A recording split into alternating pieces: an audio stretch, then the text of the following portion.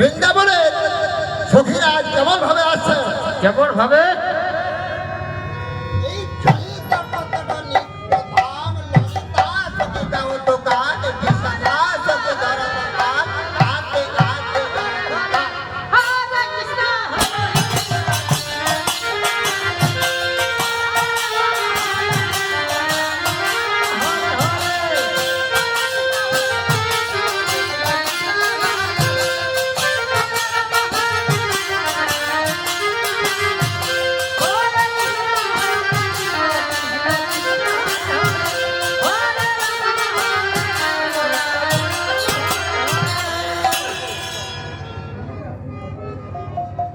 তারে ভক্তগণ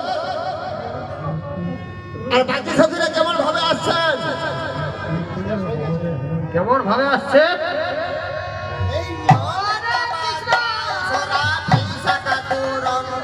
আর ছয় সখী গান করে গায়ে দেখেন রঙ্গ।